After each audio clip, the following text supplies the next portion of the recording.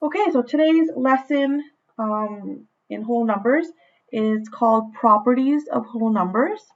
And we're basically looking at this chart, which gives all the properties or the rules, and then some examples of what we can do and what we cannot do when we're adding, subtracting, multiplying, or dividing.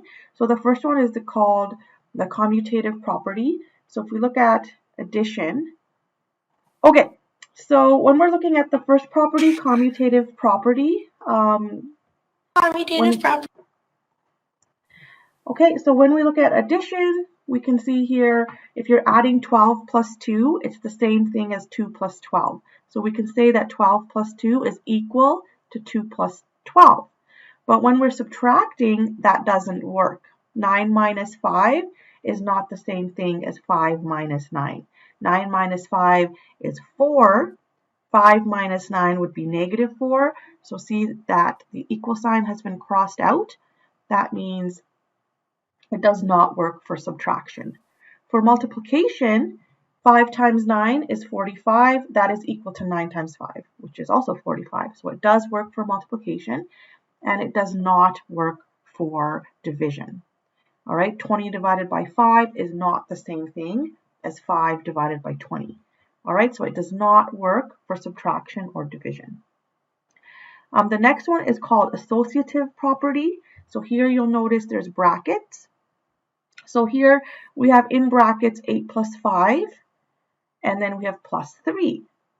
And if we do the same, or if we put in brackets on this side, we have 5 plus 3 in brackets, and then plus 8, it still equals, both sides will still equal. So it works for addition, does not work for subtraction. All right, so if we did 9 minus 7 in brackets, and then minus 4, it's not equal to 9 minus and in brackets 7 minus 4. Okay, two totally different answers there. But it does work for multiplication. It doesn't matter the order of multiplication, just like it didn't matter for addition. So 5 times 3 times 2 is still going to be equal to, in this case, we have 3 times 2 in brackets and then times 5. Okay, and again, it does not work for division.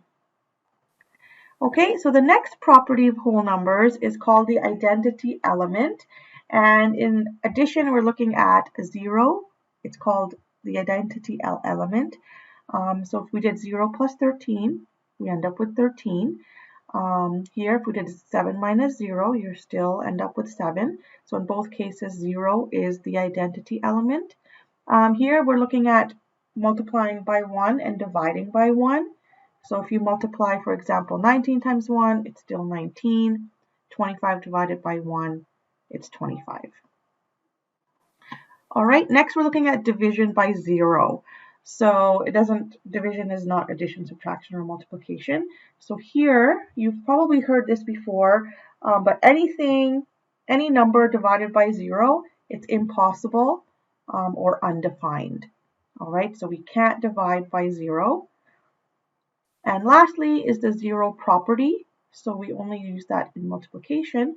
Any number multiplied with 0 is always equal to 0.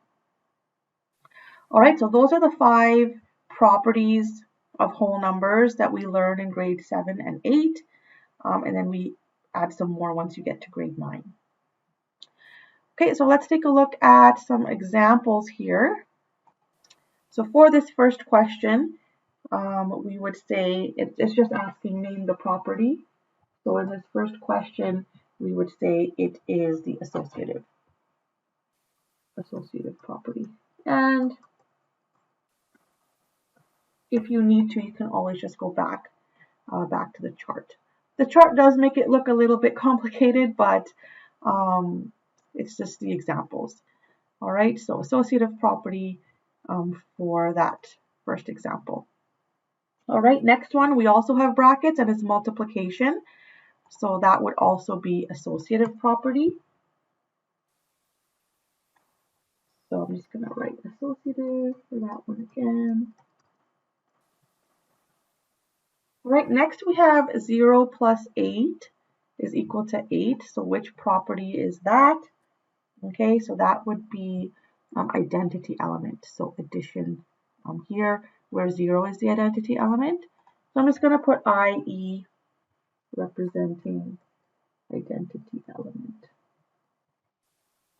And the last one is when we divide by 1. Go back to the chart. That would be identity element again when we divide by 1 for division. So I'm just going to put IE there for identity element. Okay, so it says to complete the following and state the property used. So if we have 8 plus 9, put 8 plus 7 in brackets and then plus 9, and it's equal to, we have 7 plus 9 here, so that means we're missing the 8. So we'll just put 8 there. Oh, that didn't work. Okay, and if you remember that again, it was associative.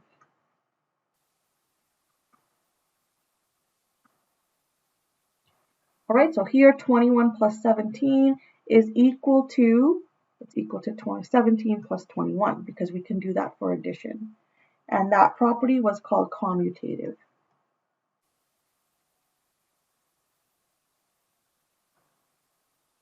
All right, next one, 5 times a number is going to be equal to 0.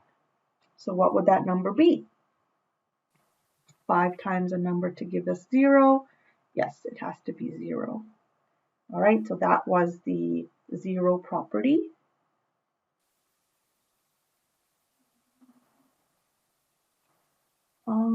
Zero property, so I'm just going to say, I'll just write it out, 0 property. All right, and then the last one here, we have 6 plus 5 plus 8 plus 2 is equal to 5 plus 8 plus 2. So we're missing the 6. We just have to add on that 6. And that property was called commutative.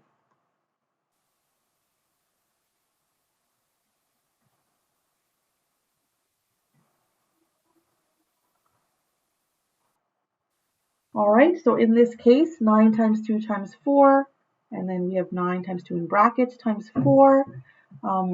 It doesn't matter what order we multiply. So with multiplication, it doesn't matter. So this is true. And the property that we're using is associative. All right, next one, 8 times 0 is equal to 0. I think we already looked at an example like that. That is true. That is true.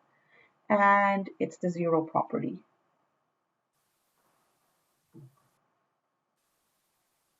Okay, the next one. Is it true? 15 divided by 0 is 0? Is it true?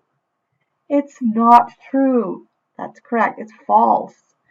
All right, so if we go back to our chart here, we can't divide by 0. It's impossible. It's undefined.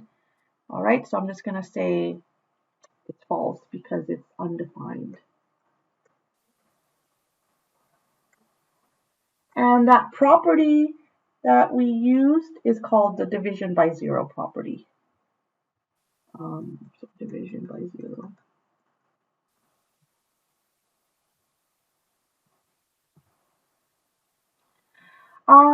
Pausing it here.